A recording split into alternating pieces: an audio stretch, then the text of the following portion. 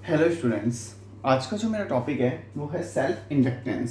Self inductance क्या होता है इसके बारे में हम आज जानेंगे। देखिए, सेल्फ इंडक्टेंस क्या होता है।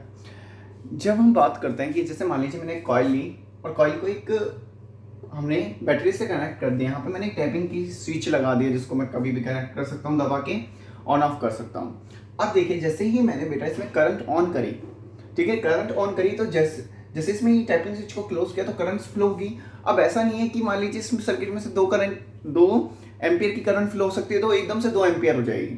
वो क्या हो जाएगी, धीरे धीरे इंक्रीज होगी। जैसे मान लीजिए ये बैटरी जो है वो 5 एम्पियर की करंट रेजिस्टेंस के अकॉर्डिंग प्रोड्यूस कर सकती है। तो ऐसा नहीं है कि ऑन करते ही 5 एम्पियर की करंट दौड़ने लगेगी वायर्स में। वो क्या होगी, धीरे धीरे इंक्रीज होगी। अब जब धीरे धीरे इंक्रीज होगी स्टूडेंट्स, तो हम क्या कह सकते हैं कि यहाँ पे जो बनने वाला जो मैग्नेटिक फील्ड है, यदि करंट जा रही है कहीं से तो वो क्या क्रिएट करेगी, मैग्नेटिक फील्ड क्रिएट करेगी। तो मैग्नेटिक फील्ड भी क्या होगा स्टूडेंट्स, बदलेगा। मैग्नेटिक फील्ड बदलेगा और जब भी मैग्नेटिक फील्ड बदलेगा तो क्या जनरेट करेगा, फ्लक्स जनरेट करेगा। और जहां पर फ्लक्स जनरेट होता है वहां पे क्या बनता है, ईएमएफ बनता है। दोबारा सुनिए जो मैंने बात बोली है कि जब भी कहीं किसी सर्किट में करंट फ्लो होगी तो वहां पे मैग्नेटिक फील्ड बनेगा। मैग्नेटिक फील्ड बनेगा, ठीक है। When a current flow through this coil it produce magnetic field around it. उसकी चारों तरफ एक मैग्नेटिक फील्ड क्रिएट हो जाएगा which gets links with coil, और जो कि क्या होगा, कॉइल से लिंक्ड होगा इस तरह से, ठीक है, कॉइल से लिंक्ड होगा। अब व्हेन द करंट चेंजेस, और जब आपको पता है करंट बढ़ रही है, मैंने अभी आपको कहा 0 से उसको 5 एम्पियर तक होना है, तो करंट बढ़ रही है तो मैग्नेटिक फील्ड क्या होगा, चेंज होगा, अलग अलग होगा। तो when the magnetic field will is linked with coil gets change then flux will be change, और जिसके कारण क्या होगा, फ्लक्स भी चेंज होगा, ठीक है। Flux will be change, any change in flux will produce EMF. और आपको पता है कि जब भी फ्लक्स चेंज होगा तो क्या प्रोड्यूस कर देगा, ईएमएफ प्रोड्यूस कर देगा। जब भी फ्लक्स चेंज होता है तो क्या प्रोड्यूस कर देता है, ईएमएफ। कहानी समझ में आई कि जब करंट इंक्रीज हो रहा है, जब करंट इंक्रीज हो रहा है तो करंट इंक्रीज होने के कारण मैग्नेटिक फील्ड इंक्रीज हुआ, मैग्नेटिक फील्ड में चेंज हुआ, और मैग्नेटिक फील्ड में चेंज होने के कारण फ्लक्स में चेंज हुआ। फ्लक्स में चेंज होना ही क्या कहलाता है, ईएमएफ कहलाता है। EMF is called self induction, और इस पूरे प्रोसेस का जो नाम होता है, ठीक है, उसको हम क्या बोलते हैं, सेल्फ इंडक्शन। Self induction. और जहां पे ईएमएफ बनता है उसको बोलते हैं सेल्फ इंड्यूस्ड ईएमएफ। क्या बोलते हैं, सेल्फ इंड्यूस्ड ईएमएफ। देखो, अब तक हम क्या कर रहे थे, कुछ ना कुछ पास में लगा रहे थे जिसके कारण फ्लक्स में चेंजेस हो रहा था। अब इसके खुद के सर्किट के कारण ही, इसके कॉइल में क्या हो रहा है, ईएमएफ जनरेट हो रहा है। इसके खुद के सर्किट के कारण इसमें ईएमएफ जनरेट हो रहा है, और इसी को हमने क्या बोल दिया स्टूडेंट्स, इसी को हमने बोल दिया सेल्फ इंड्यूस्ड ईएमएफ। मतलब इसका खुद का इंड्यूस किया गया ईएमएफ। बात समझ में आ गई, क्यों, क्योंकि इसके फ्लक्स में चेंज हुआ और फ्लक्स में चेंज होने के कारण ईएमएफ बन गया, ठीक है स्टूडेंट। अब इसे हम आगे देखते हैं कि जब यहाँ पे इसके बारे में और देखा तो हम जितना ज़्यादा करंट में चेंज करेंगे उतना ही ज़्यादा फ्लक्स में चेंज होगा। तो यहाँ से हम कह सकते थे कि phi is proportional to the I. और बेटा जब इस प्रोपोर्शनल के साइन को हटाते हैं ना तो यहाँ से हमें मिलता है क्या, कि जो फाई होता है वो इक्वल होता है एल आई। यहाँ पे जो एल हम लेते हैं that's is the coefficient of the self inductance. क्या बोलते हैं इसको, coefficient of the self inductance, ठीक है, कोफिशिएंट ऑफ सेल्फ इंडक्टेंस हम इसको बोल देते हैं, और इसको हम बोल देते हैं नॉन एज सेल्फ इंडक्टेंस। क्या बोल देते हैं, सेल्फ इंडक्टेंस, ठीक है, कोफिशिएंट ऑफ सेल्फ इंडक्टेंस। तो बेटा यहां तक कि आप सभी को बात क्लियर हुई, ठीक है। नॉन एज सेल्फ इंडक्टेंस और कोफिशिएंट ऑफ सेल्फ इंडक्टेंस, कुछ भी बोल देते हैं हम। अब हम बात करते हैं self inductance of a coil is equal to the total magnetic self inductance of a coil. जो उसका सेल्फ इंडक्टेंस होता है किसी भी कॉइल का, वो क्या होता है, is equal to the total magnetic flux linked with the coil when unit current passes through it. तो हम बोल रहे हैं जो सेल्फ इंडक्टेंस है वो यदि आई की वैल्यू हम 1 रख दें तो उस कंडीशन में जो फाई हो जाएगा वो किसके इक्वल हो जाएगा, एल। तो यहाँ से हम सेल्फ इंडक्टेंस की डेफिनेशन दे सकते हैं क्या, कि सेल्फ इंडक्टेंस क्या हो गया, कि हम जैसे हमने कैपेसिटेंस पढ़ा था बस सेम उसी तरह से सेल्फ इंडक्टेंस हमने कह दिया कि जब हम आई की वैल्यू, करंट उसमें किसी भी सर्किट में फ्लो होने वाली करंट 1 एम्पियर है, और उस कंडीशन पे जो सेल्फ इंडक्टेंस क्रिएट होगा वहां पे वो किसके इक्वल होगा, फ्लक्स के इक्वल होगा। बात सभी को यहाँ पे क्लियर हुई, ठीक है। तो ये बात क्लियर हो कि फ्लक्स क्या होगा, प्रोपोर्शनल होगा करंट के। जितना ज़्यादा करंट बढ़ेगी घटेगी उसके अकॉर्डिंग फ्लक्स बदलेगा। और यहाँ से हमने एक कोफिशिएंट लगा दिया और उसका नाम दे दिया सेल्फ इंडक्टेंस, जिसको हम रिप्रेजेंट करते हैं एल से। यहाँ से ये आप एक देख लीजिए कि जो एल की यूनिट होती है ना कैलकुलेट करने की, वो होती है बेटा हेनरी, ठीक है। इसको हम एच से डिनोट कर देते हैं, HENRY, सॉरी, ठीक है, हेनरी, और इसको हम डिनोट कर देते हैं एच से। बात सभी को क्लियर हुई कि इसकी जो यूनिट हो गई ये हो गई, ठीक है। इसके बाद हम स्टूडेंट्स बात करते हैं, देखिए, अच्छा, इसी के साथ स्टूडेंट्स आपने पढ़ा हुआ है फेराडेज का लॉ। फेराडेज का लॉ क्या करता था कि अब यहाँ पे जब फ्लक्स बदलेगा तो फ्लक्स बदलने से क्या बनता है, ईएमएफ जनरेट होता है, और वो क्या कहता था, E = माइनस का d∅/dt, ये कहता था फेराडेज का लॉ, ठीक है। यहाँ पे यदि हम फाई की वैल्यू को ये पुट कर सकते हैं, क्योंकि फाई की वैल्यू हमने ऑलरेडी निकाल चुके हैं, Li/dt, और E = माइनस L/di/dt, क्योंकि यहाँ पे चेंज हो रहा है वो L हो रहा है, I हो रहा है, L कभी भी चेंज नहीं होगा। जैसे हमने पढ़ा था रेजिस्टेंस, तो रेजिस्टेंस क्या होता था, V = IR, V directly proportional to R, जो कि V directly proportional to I, और यहाँ से हम निकल लेते थे V = RI, ठीक है। और यहाँ पे हम देखते थे कि जो R होता था ना वो V और I पे डिपेंड नहीं करता था, ठीक है, V और I पे डिपेंड नहीं करता। सेम उसी तरह से जो यहाँ पे जो L है वो क्या होता है, इंडिपेंडेंट क्वांटिटी होती है। तो यहाँ पे जो चेंज हो रहा है वो क्या है, करंट है, ठीक है। तो यहाँ पे हमने लिख दिया E = माइनस L/di/dt, और बेटा यहाँ से इस इक्वेशन से हम ये कहते हैं कि समझिएगा बात को, यहाँ पे जो फ्लक्स जनरेट हो रहा है, यहाँ पे फ्लक्स जो जनरेट हो रहा है उसके कारण ईएमएफ बन रहा है, और जो ईएमएफ बनता है उसकी जो डायरेक्शन देता है हम किसके लॉ से देते हैं, लेंस का लॉ से। लेंस का लॉ क्या कहता है, लेंस का लॉ कहता है कि जो ईएमएफ बन रहा है वो अपने ही जिस रीजन से वो बना है उसका क्या करता है, अपोज, मतलब करंट इस डायरेक्शन में बह रही है तो वो अब क्या करेगा, इसी करंट का अपोज करेगा। तो इसी करंट का अपोज जब करता है तो वो नेगेटिव साइन क्या बता रहा है कि ईएमएफ अपोजिट डायरेक्शन में लगेगा। नेगेटिव साइन क्या लगा रहा है कि करंट जिस डायरेक्शन में आ रही है ईएमएफ उसकी अपोजिट डायरेक्शन में होगा। तो बात समझ में आ गई, क्यों होगा, क्योंकि लेंस का लॉ यही कहता है कि जो चीज वो कोई भी ईएमएफ जिस उससे बना है वो उसी के रीजन का क्या करता है, अपोज करता है जिसके रीजन से वो बना है, ठीक है। बेटा आप सभी से कहूँगा यदि आपने पुरानी वीडियोस को नहीं देखा है तो आप डेली पुरानी वीडियोस को देखें, अपने कंसेप्ट्स को क्लियर करें, पहले चैप्टर को स्टार्टिंग से 1 by 1 सारे वीडियोस को देखें, अपने नोट्स को 1 by 1 कंप्लीट करें इन ए पैटर्न, तो आपको चीज़ें समझ में आएंगी। यदि आप एक दिन क्लास ले रहे हैं एक दिन नहीं ले रहे तो चीज़ें बिल्कुल आपको समझ में नहीं आएंगी, क्योंकि सब चीज़ें एक दूसरे से कोरिलेट हैं। 7 चैप्टर पूरा 5th और 6th चैप्टर पर डिपेंड है। यदि आपने 5th और 6th अच्छे से नहीं किया 7th नहीं समझ में आएगा। तो इसलिए स्टूडेंट्स मैं आपसे कह रहा हूँ पढ़ाई जरूर करें। आपके पास तो रिकॉर्डेड वीडियो है, 2 या 3 बार आप उसको देख सकते हैं, ठीक है।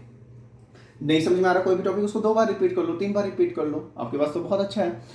तो लेकिन आप पढ़ाई जरूर करिए। तो हम बात करते हैं E = माइनस L/di/dt। अब हम बात यहाँ से मैं आपको कह रहा था कि जो ईएमएफ होता है उसकी डायरेक्शन क्या होगी, आपकी जो करंट की डायरेक्शन है उसके अपोज होगी, ठीक है। यहाँ से हम स्टूडेंट्स इसकी 1 हेनरी की डेफिनेशन दे सकते हैं। क्या, यदि मैं यहाँ से L की वैल्यू निकालूं तो वो क्या आ जाएगी, E/di/dt, कि यदि करंट में क्या हो रहा है, डिक्रीज हो रही है, करंट डिक्रीज हो रही है, और डिक्रीज किस रेट से हो रही है, इसको तो बोलते हैं di/dt को, कि rate of the changing the current with respect to time, कि करंट में चेंज किसके रेस्पेक्ट में, टाइम के रेस्पेक्ट में। और मान लिया हमने 1 एम्पियर पर सेकेंड, ठीक है, 1 एम्पियर पर सेकेंड, इसमें क्या हो रही है, करंट चेंज हो रही है। और यहाँ पे जो E है वो भी हमने मान लिया 1 वोल्ट। तो उस कंडीशन पे जो L आता है ना वो होता है 1 हेनरी। L की जो वैल्यू आएगी वो कितनी आएगी, 1 हेनरी।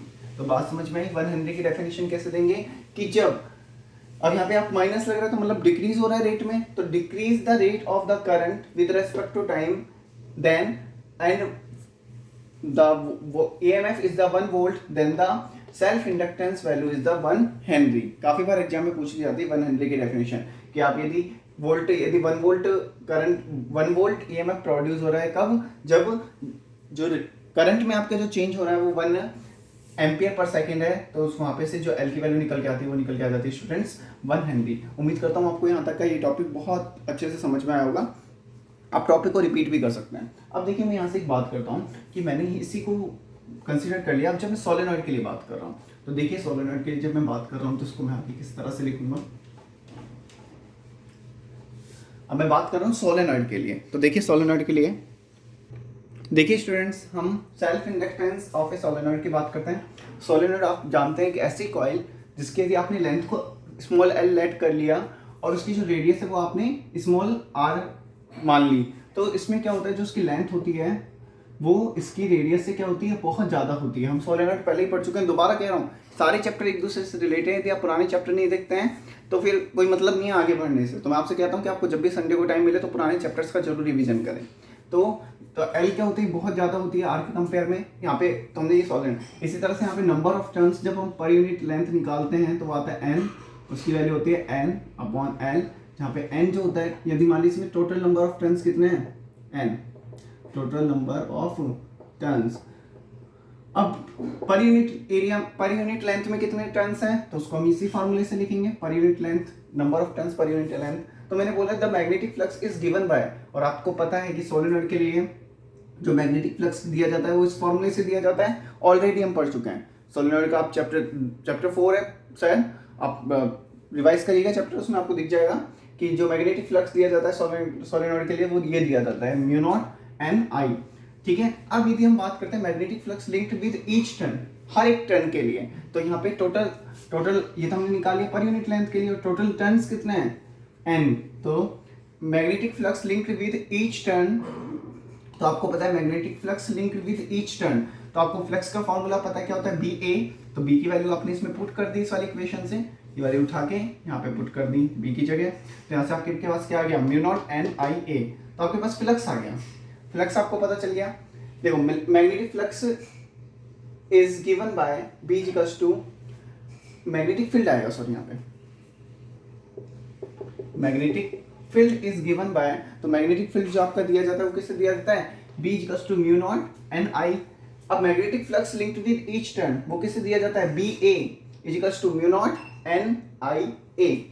ठीक है, अब हम यहाँ से कह रहे हैं कि total magnetic flux linked with solenoid की, इस पूरे सोलेनॉइड से टोटल मैग्नेटिक फ्लक्स कितना हो रहा है, total magnetic flux linked with solenoid. तो आपको यहाँ पे पता है हमने number of turns per unit length के अकॉर्डिंग निकाला है, और इसमें टोटल टर्न्स कितने हैं, एन। तो पूरी इक्वेशन को एन से मल्टीप्लाई कर दो, यहाँ पे भी हो गया एन फाई, क्योंकि ये तो हमने एक टर्न के लिए बात कर रहे हैं, देखो ईच टर्न, और दिए हम एन टर्न्स के लिए बात करें तो इसको एन से इंटू कर देंगे, तो इधर भी एन से इंटू कर देंगे, दोनों जगह मैंने एन से इंटू कर दिया जब मुझे एन टर्न्स के लिए चाहिए, कैपिटल एन टर्न्स के लिए, क्योंकि ये तो हमने एक टर्न के लिए निकाले कि एक टर्न से इतना मैग्नेटिक फील्ड जनरेट हो रहा है, तो एन टर्न से कितना होगा, तो इससे मैंने एन से इंटू कर दिया।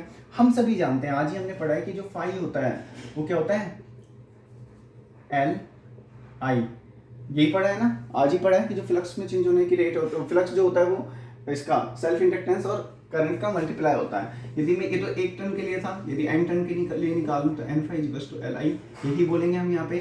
तो हम सभी को पता है कि N phi equals to L I, तो यहाँ पे से मैं इसकी वैल्यू रिप्लेस करता हूँ, तो मैं यहाँ पे लिख सकता हूँ L I equals to mu naught N I A N, लिख सकता हूँ स्टूडेंट्स।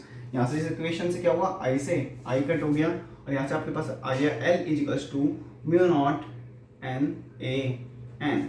ठीक है, अब आप इसको और सॉल्व कर सकते हो, कैसे, आप जो इस एन की वैल्यू है वो यहाँ से ये पुट कर दीजिए, तो L equals to mu naught, N की वैल्यू क्या लिख सकते हो, N upon L A N, और यहाँ से आपके पास आ गया L equals to mu naught N square A L. ठीक है, एक इक्वेशन तो आपके पास ये निकल के आई, mu naught N square A upon L. इसी के साथ आप यहाँ पे इसकी वैल्यू भी चेंज कर सकते हो, एन की जगह हम क्या लिख सकते हैं, यहाँ से आप एन की जगह क्या लिख सकते हो, एन इंटू एल भी लिख सकते हो। तो इसके दो फॉर्मूले बनेंगे एल के, तो ये बन गया, और यदि आप कैपिटल एन को हटाते हो, की बार पिछली बार हमने स्मॉल एन को हटाया था, अब की बार हम कैपिटल एन को हटा दें, तो एल इक्वल्स टू क्या आ गया, म्यू नॉट, और यहाँ पे एन ए, और अब की बार एन की वैल्यू मैंने क्या रख दी, एन एल, तो यहाँ से मेरे पास फॉर्मूला आ गया mu naught N square A L. ठीक है स्टूडेंट्स, तो मेरे पास क्या निकल के आ गया, एल के फॉर्मूले निकल के आ गए कि मैं किस तरह से निकालूंगा। ठीक है, सोलेनॉइड के लिए तो सेल्फ इंडक्टेंस सोलेनॉइड के लिए क्या होता है, mu naught N square A upon L, और यहाँ से हम क्या कह सकते हैं, mu naught square N square A L. यहाँ पे एन क्या होता है, पर यूनिट ऑफ लेंथ, और यहाँ पे एन क्या है, total number of turns, turns is पर यूनिट लेंथ, और जबकि यहाँ पे क्या है, टोटल नंबर ऑफ टर्न्स है। तो ये बात सभी को क्लियर हुई होगी कि self inductance of A solenoid हम किस तरह से निकालते हैं। दोबारा बोलता हूँ कि यदि आपको लगता है कि मैं तेज बोल रहा हूँ, आप इसको क्या कर सकते हो, रिवाइज कर सकते हो। ठीक है, इस टॉपिक को क्या कर सकते हो, रिवाइज कर सकते हो, दोबारा देख सकते हो कि मैंने क्या समझाया है। तो ये स्टूडेंट्स हमारे पास क्या निकल के आ जाता है, self inductance of A solenoid हमारे पास यहाँ से निकल के आ जाता है। यहाँ पे आप एक चीज सोच सकते हैं कि ये सॉरी स्मॉल एल लिखिए यहाँ पे। ठीक है, देखो यहाँ से आप एक चीज सोच सकते हैं कि यहाँ पे तो हम कह रहे हैं कि लेंथ जो है वो एल के इनवर्सली प्रोपोर्शनल है, और यहाँ पे जो लेंथ है वो एल के प्रोपोर्शनल है। तो ऐसा, तो यहाँ पे हम ये चीज देखने कॉन्ट्रास्ट दिखने को मिल रहा है। देखिए यहाँ पे हम, यहाँ पे क्या है कि हम अदर क्वांटिटीज देखेंगे। जैसे देखो, यदि मैंने एक कॉइल में मेरे पास 5 टन्स है, अब उस कॉइल को खींच के मैंने बढ़ा दी, उसकी लेंथ को बढ़ा दी, लेकिन अभी भी उसमें टन्स कितने हैं, 5 ही पहले थे, 5 ही अब है, नंबर ऑफ टन्स में कहीं चेंज नहीं हुआ। तो उस कंडीशन पे हम ये कहेंगे कि जो सेल्फ इंडक्टेंस होता है वो इन्वर्सली प्रोपोर्शनल होता है किसके, लेंथ के। तो बात समझ में आई। तो इस तरह से हम क्या कहेंगे, इसको कोरिलेट करेंगे चीजों को। तो ये तो आपका था self inductance of A solenoid. देखिए नेक्स्ट टॉपिक हम पढ़ते हैं, energy stored in A inductor, कि इंडक्टर के अंदर कितनी एनर्जी स्टोर्ड होती है और किस फॉर्म में होती है। देखिए आपने जैसे कैपेसिटर पढ़ा था, तो कैपेसिटर भी क्या करता था, एनर्जी को स्टोर करता था, लेकिन वो कौन सी एनर्जी को स्टोर करता था, इलेक्ट्रिकल एनर्जी को। यहाँ पे जो इंडक्टर जो स्टोर करेगा ना, वो स्टोर करेगा मैग्नेटिक एनर्जी को। देखिए कैसे, आपने देखा कि जब इसमें आपने करंट फ्लो कराई, जब आपने इसमें करंट फ्लो कराई तो इसमें फ्लक्स चेंज हुए, फ्लक्स चेंज होने के कारण इसमें क्या बना, ईएमएफ बना, और उस ईएमएफ की आप वैल्यू निकाल चुके हो, क्या, -L di/dt निकाल चुके हो। अब ये क्या करेगा, ये जो ईएमएफ बना है वो उसी कारण का अपोज करता है जिसके कारण वो बना है, उसी रीजन का अपोज करता है। अब जहाँ पे से करंट फ्लो हो रही थी, अब ये क्या चाहेगा कि ये करंट अब फ्लो ना हो, क्योंकि जिसके कारण ये बना है उसी का क्या करने लग जाएगा, अपोज करने लग जाएगा।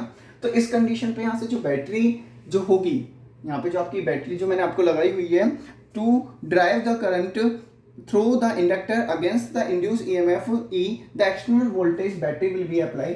तो यदि हमें इसमें करंट फ्लो करानी है तो इसके अपोज में वर्क करना पड़ेगा, इसके अपोज में वर्क करना पड़ेगा। तो ये बैटरी जो वर्क करेगी इस इंड्यूस ईएमएफ के अपोज में, तो वो इस तरह से करेगी, EB=L di/dt। ठीक है, ये बैटरी वर्क करेगी, तभी तो ये क्या होगा, ये यदि वोल्टेज, यदि जो बैटरी का जो ईएमएफ है हमें वो ये बढ़ाना पड़ेगा, तभी तो वो इसके अगेंस्ट वर्क कर पाएगी, क्योंकि अपना ऑलरेडी क्या कर रखा है इसने, ये इस डायरेक्शन में फोर्स लगा रहा है। तो हम भी इस डायरेक्शन में क्या लगाएंगे, करंट फ्लो करने के लिए फोर्स लगाएंगे। बैटरी जो होगी वो भी इसमें करंट फ्लो करने के लिए क्या लगाएगी, फोर्स लगाएगी। अब देखिए यहाँ से हम बात करते हैं कि जो बैटरी जो है ना आपकी, that's the work done by the battery.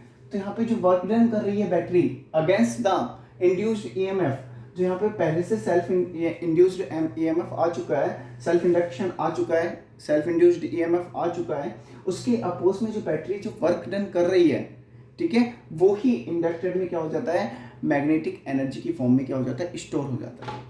यहाँ पे कुछ ना कुछ इसके पास एनर्जी है, तभी तो ये इसका अपोज कर रहा है। ठीक है, जिसके पास कुछ ना कुछ एनर्जी है तभी तो इस करंट का अपोज कर रहा है। ठीक है, उसी एनर्जी को हम कैलकुलेट कर रहे हैं। तो उस एनर्जी को हम क्या कह रहे हैं कि ये जो कॉइल है ये इसके अगेंस्ट कितना वर्क कर रहा है, बैटरी को कितना वर्क करना पड़ रहा है इस कॉइल के अगेंस्ट, वही क्या हो जाता है, इसमें मैग्नेटिक एनर्जी के रूप में स्टोर हो जाता है। तो वही हम निकालेंगे। तो हम देखते हैं कि वर्क डन, यहाँ पे मैंने नेगेटिव लिया, यहाँ पे पॉजिटिव लिया, उसका रीजन समझ में आ गया, क्योंकि हम इस डायरेक्शन में कर रहे हैं, जबकि ये जो ईएमएफ जो वर्क है वो इस डायरेक्शन में हो रहा है। तो बैटरी जो वर्क डन कर रही है अगेंस्ट द इंड्यूस्ड ईएमएफ, वही क्या होता है, मैग्नेटिक एनर्जी के रूप में स्टोर हो जाता है। तो हम यदि स्मॉल वर्क डन निकाल रहे हैं, small work done by the battery. तो small work done by the battery, तो आपको पता है कि जो वर्क डन होता है उसका फॉर्मूला क्या होता है, आपने एक रिलेशनशिप पढ़ा है, W=V/Q, क्योंकि हमने यहाँ से एक रिलेशनशिप पढ़ रखा था, V=W/Q पढ़ रखा था। यहाँ पे जब हम EMF की बात कर रहे हैं तो हम कह सकते हैं V= किसके होता है, E के। तो यहाँ से मैं कह सकता हूँ, यहाँ पे E की जगह जब स्मॉल वर्क डन की बात कर रहा हूँ तो मैं से DW लिखूंगा, V की जगह मैं लिख दूंगा E, और जो स्मॉल वर्क डन की जब मैं बात कर रहा हूँ तो Q की जगह क्या लिखूंगा, DQ लिखूंगा। और यहाँ पे जो ई है वो ई बी है, क्योंकि बैटरी की हम बात कर रहे हैं तो बैटरी की जो EMF है उसको हम लिखेंगे, ठीक है। D W equals to L वो ई बी डी क्यू, ठीक है। अब यहाँ से हम ई बी की वैल्यू पुट कर देते हैं इसके अंदर, तो आ जाएगी L D I upon D T D Q, ठीक है, L D I upon D T D Q. और यहाँ से हम लिख सकते हैं D W equals to L D Q upon D T क्या होता है, charges at per unit, charges flow per unit time is called current, ठीक है। तो हम यहाँ से कह सकते हैं एल आई डी आई, क्योंकि मैंने इस पूरी क्वांटिटी को क्या लिख दिया, आई लिख दिया, ठीक है। D W equals to L I D I. अब मैं क्या कह रहा हूँ कि करंट मैं कहाँ से कहाँ तक बढ़ा रहा हूँ, बढ़ाना चाह रहा हूँ, कितना कहाँ से कहाँ तक करंट बढ़ाना चाह रहा हूँ, मैं बढ़ाना चाह रहा हूँ 0 से लेके आई तक, और उस कंडीशन में जो मुझे वर्क करना पड़ रहा है 0 से लेके आई तक ही बढ़ाना चाह रहा हूँ, और उस कंडीशन में मुझे इसके अपोज जो वर्क करना पड़ रहा है, मतलब इसमें कुछ ना कुछ एनर्जी स्टोर्ड है, तभी तो मुझे इसके अगेंस्ट वर्क करना पड़ रहा है, तो उसी वर्क को मैं निकाल रहा हूँ कहाँ से कहाँ तक मैं एनर्जी करंट को बढ़ा रहा हूँ 0 से आई, तो इसको इंटीग्रेट कर दीजिए, तो यहाँ तो हो जाएगा W 0 से आई एल आई डी आई, और जब मैंने इसको इंटीग्रेट किया तो यहाँ से आ गया, आपको पता है किसी भी एल एक्स का जब आप इंटीग्रेशन करते हो तो हो जाता है x equals to n plus one, तो यहाँ से जब मैं करूँगा तो हो जाएगा एल स्क्वायर बाय 2 0 से आई, तो सॉरी आई, एल तो कॉमन आ जाएगा, आई का तो करेंगे हम, ठीक है। यहाँ पे क्या है आई स्क्वायर बाई 2 0 से लेके आई, और जब हम इसको ओपन करेंगे तो हो गया W equals to L I square by 2। बेटा ये आपके पास निकल के आ गई कि जो आपको एल की वैल्यू पता होगी, मान लो सेल्फ इंडक्टेंस की, तो और करंट की वैल्यू फिल पता है आपको, इसमें से कितना करंट फिल हो रहा है, तो आप इसमें निकाल पाएंगे कि कितनी वो उस इंडक्टर ने कितनी एनर्जी को स्टोर कर रखा है, और एनर्जी को स्टोर किस फॉर्म में करता है, मैग्नेटिक एनर्जी की फॉर्म में। तो ये आपके पास आ गया कि कितनी एनर्जी को इसने क्या कर रखा है, यही वर्क डन किसके इक्वल्स होगा, जो उसने मैकेनिकल एनर्जी को स्टोर कर रखा है उसके इक्वल होगा। तो यहाँ से हम कह सकते हैं that is the energy store in A inductor, ठीक है। तो यही वर्क डन किसके इक्वल हो जाएगा, energy stored in A inductor के इक्वल हो जाएगा। तो स्टूडेंट बहुत इंपॉर्टेंट टॉपिक है, आप सभी मैं नोट्स इसके भेज दूंगा, आप सभी अपनी फेयर नोटबुक में अच्छे से नोट करें, बहुत अच्छा टॉपिक है।